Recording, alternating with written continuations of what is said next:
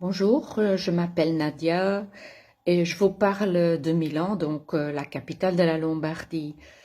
Pour le moment, ici, la situation est très grave, c'est-à-dire on est à plus de 3000 morts depuis le début de l'épidémie et on est complètement confiné à la maison. Donc on peut plus peut juste sortir pour se promener autour du bloc, promener le chien, et les parcs sont fermés, les gens sont invités à rester à la maison.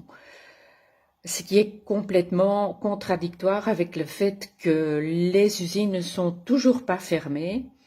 Il y a eu une proclamation de la part du gouvernement, du président du conseil, Conte, hier, où finalement il a décrété la fermeture des activités non essentielles et par contre la pression de la Confindustria, c'est-à-dire l'association des patrons, a fait de façon à ce que la liste des activités effectivement interdites maintenant est complètement réduite, c'est complètement réduite pendant la nuit et donc maintenant de nouveau il paraît que énormément d'usines seront encore ouvertes, ce qui fait que des tas de gens vont se déplacer avec les moyens de transport public, donc en augmentant énormément la contamination qu'il y a en ce moment en Lombardie.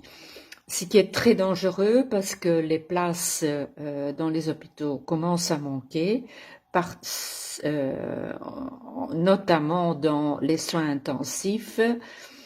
Et donc, on commence à devoir déplacer les patients d'une région à une autre avec de gros risques pour leur santé. Le personnel soignant est complètement épuisé, soit les médecins, hommes et femmes, que les infirmières et infirmiers.